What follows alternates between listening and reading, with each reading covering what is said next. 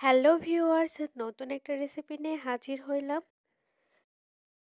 পেঁয়াজের পাতা দিয়ে কানস মাছ রান্না।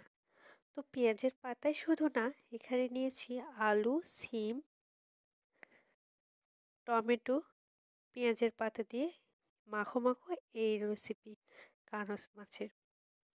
তো পেঁয়াজের পাতা এরকম কেটে ধুয়ে নিয়েছি, আর এখানে সিম আর আলুটাকে কেটে একটি জলে ভিজিয়ে রেখেছি আলুর জন্য, যাতে করে আলুর কালো ভাবটা না আসে। আর এখানে কানস মাছ নিয়েছি পরিষ্কার করে। ফ্রাই প্যানে তেল গরম হতেই মাছটা আমি ভেজে নিয়েছি আগে। তারপরে ওই তেলে আমি দিয়ে দিয়েছি অনেকগুলো কাঁচামরিচ। পুরো রান্নায় কাঁচামরিচে করব না, কিছুটা শুকনো মরিচের গুঁড়াও দেবো। তো বেশিরভাগই কাঁচামরিচ আমি ইউজ করি, কাঁচামরিচটাই বেশি খাই আমরা। কাঁচামরিচ দিয়েছি, তারপর দিয়েছি গোটা জিরা। তো ভিডিওটা একটু সমস্যা আছে, কারণ কারেন্ট ছিল না সেদিন, একটু অন্ধকার অন্ধকার, একটু ঝাপসা, এজন্য একটু কষ্ট করে দেখতে হবে বন্ধুরা। তো এখানে মশলার তেলে ফ্লেভারটা ছড়িয়ে পড়তেই দিয়ে দিয়েছি তরকারিগুলো। তারপরে স্বাদ মতো লবণ আর হলুদের গুঁড়ো দিয়ে ভালোভাবে একটু মিক্সড করে নিচ্ছি। তারপর দিয়ে দিলাম পেঁয়াজের পাতা। তারপর দিয়ে দিলাম ভালোভাবে একটু নাড়াচাড়া করে, যখন মিক্সড করে নিচ্ছি আদা জিরা পেস্টটা দিয়ে দিলাম, দিয়ে ভালোভাবে একটু মিক্সড করে নিব।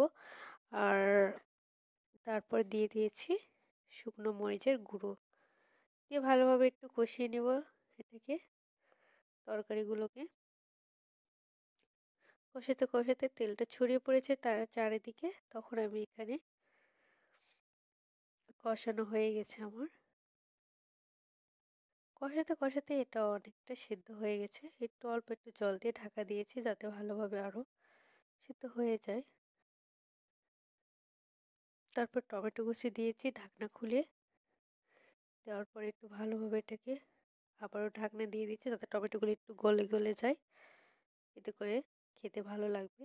দেওয়ার পরেই তো ঢাকনাটা উঠে আবারও ভালোভাবে কষিয়ে কষিয়ে একটু হালকাভাবে ভাজা ভাজা টাইপের করে নিলাম।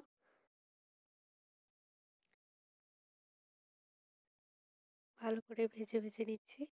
আর নতুন বন্ধুদের জন্য অনেক অনেক ভালোবাসা ও শুভেচ্ছা, পুরাতন বন্ধুদের জন্য অনেক অনেক অভিনন্দন।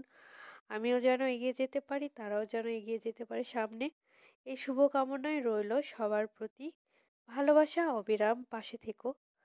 তো তরকারি ঝোল দিয়ে দিয়েছি, ভালোভাবে কষানোর পরে দিয়ে দিচ্ছি ঝোলটা একটু গরম হতে আগে থেকে ভেজে রাখা কানস মাছগুলো নুন হলুদ দিয়ে।